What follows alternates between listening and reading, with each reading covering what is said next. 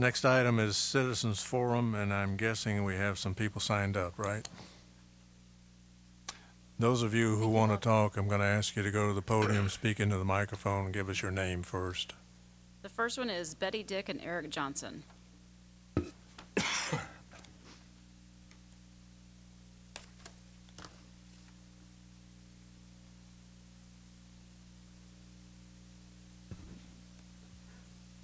Names mentioned, I'm obviously Eric Johnson.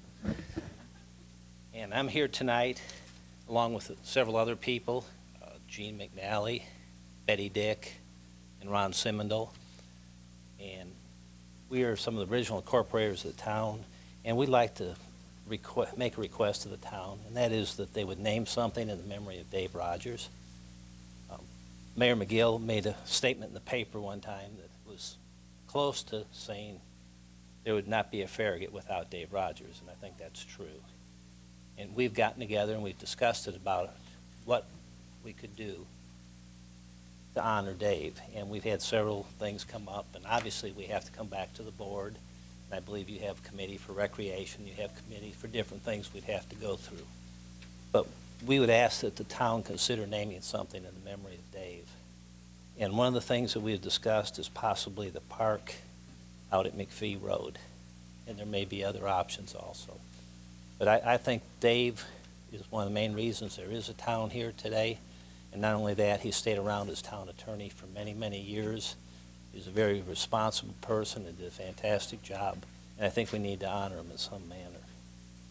Now, we've discussed that we will pay for a plaque or something at the town to put up in memory of him wherever we try to honor him. And we'll do that ourselves, but we do ask that the town work with us in trying to find something that we could do to honor him. And Dave was an Eagle Scout, and I think that is a very good thing, something you can work on someday. Maybe you'll be town mayor. If you're lucky, you won't be.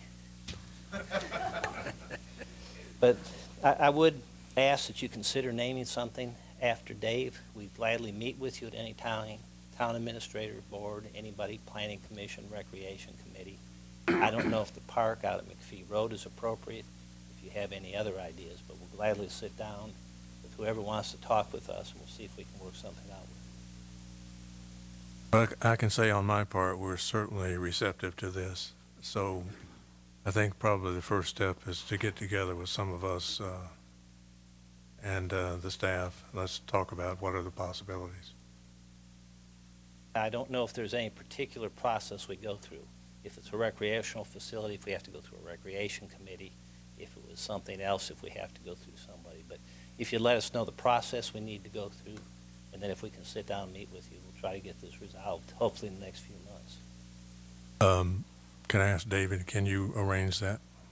Yes, sir. I'll be glad to try to arrange a meeting with Mr. Johnson, Ms. Dick, and the rest of the group there, and try to work out the process and just what we need to go through to vet that properly. Thank you. Any other comments? Thank you. Thank you.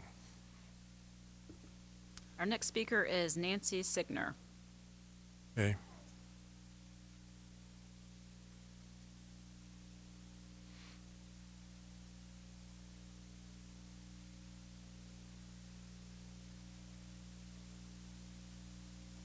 President of Woodland Trace Subdivision. First, I'd like to thank you for including Sonia Drive in the town's traffic study.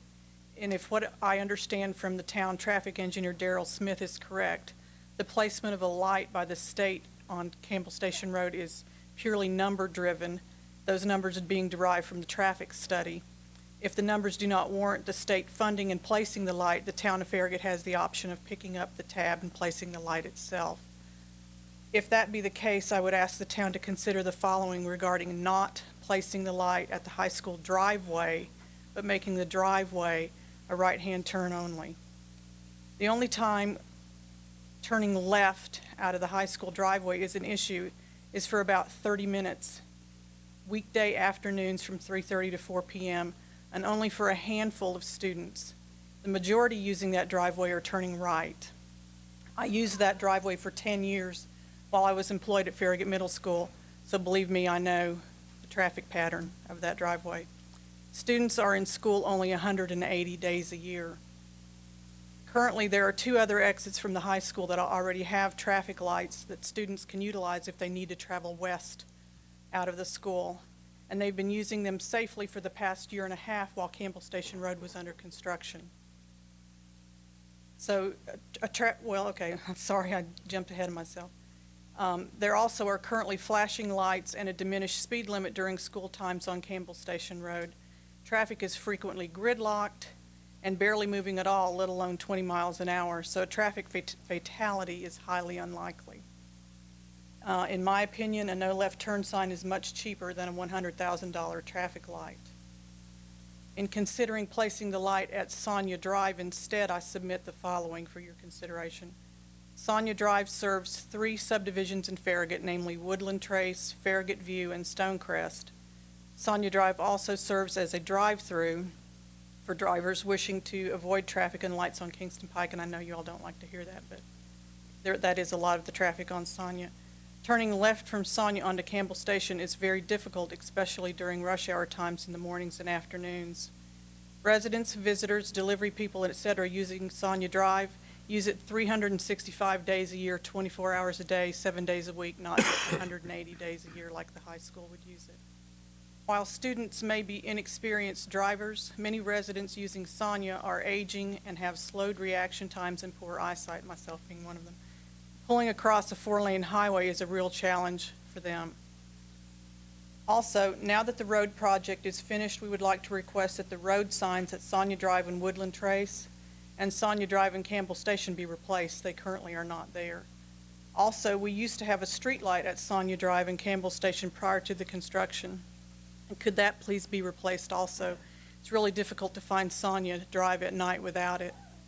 Also, when you pull up on Sonia to negotiate Campbell Station Road, if you stay behind the white bar that's painted on the road, you can't see beyond the Great Wall of Farragut, as I call it, to see if there's any traffic coming. That white bar actually needs to be moved up several feet. If you obey the law and sit behind the bar, you're going to possibly have an accident.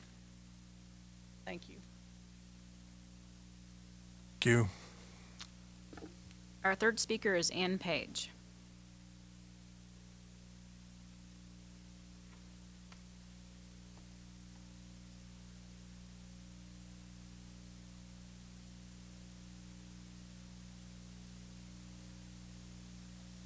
Ann Page, and I'm representing not just myself, but my family that all lives on Campbell Station Road. And we have been impacted by this road project very negatively. And TDOT has kind of just left us with all kinds of problems that I'm appealing to you to help us with. I have pictures galore, and now may not be the time to go through all these, but and I do have copies for each of you of a letter that I wrote to James Braden with TDOT. I've met with him and David Sparks 3 weeks ago. Of course, we've talked to them from day one all through this project about, you know, things that needed to be done, and they would assure us along the way that these things were going to get taken care of, and then they've left us just high and dry without, addressing them. And so 3 weeks ago, I met with David Sparks and James Braden in person. My sister and I, Carolyn Coker, we own the property together on Campbell Station Road. And we met with them in person and pointed out the problems to them. And then Mr. Braden said, well, will you please put this in writing, which I did. And that was sent to him 2 weeks ago, and I have not heard a word from him or anybody with TDOT. Well, first of all, we had stone columns at the end of our driveway that were moved. Well, they were knocked over and broken at the beginning of construction, and I've got pictures of the damage to them. There's one here propped up with boards, and the other one is broken in half beside it. And I think about a week ago, wasn't it, Carolyn, someone from Harrison Construction did come to move the columns back for us, but he said, well, we can't fix them back together for you because we can't find a stonemason. So would you please find one yourself, and we'll pay for it. Well, I found a stonemason, and it wasn't too hard to find one, as a matter of fact. And I've gotten an estimate of, what it would cost to have that done. And I will get that to them, and hopefully they will take care of it like they said they would, but if not, I hope that you will help us with that. And then this next stack, I don't know, do you want me to pass these down to you, or how's the best way to do this? For right now, just describe. Okay, okay. Then the next stack is the damage that caused our, the water and mud and lack of drainage that we experienced during the construction that caused our driveway to erode. We had a paved driveway, and it eroded down to a culvert that we have. And this shows all the, damage from that. And then there's a stack here that even shows after they promised that they would pave down to the culvert where the damage occurred. Well, they've paved about halfway, and they've left the rest basically gravel when we had a paved driveway to begin with. So they haven't even returned it to the original condition, and we were promised not only would things be returned to original condition, but probably even left better, and ours definitely has not been. Anyway, and they said after they paved it down halfway, they said, oh, the way we have it fixed now, you won't have any water running down there and causing a pond, basically, like you did before. Well, here's pictures that show the rains we've had since then, and we've got a pond. And then there's even a couple of close-up pictures here that show where the pavement ends and the gravel starts, and how the pavement that they laid just a couple of weeks ago is already starting to erode from all the drainage, water draining down. And then it also, like I said, shows how past that pavement, we have gravel now, which we didn't have before. We had asphalt before. So we can't even, we have a lot of children that live on our driveway, and we used to be able to stroll the kids up and down the driveway. Well, now we can't do that because we have a gravel driveway.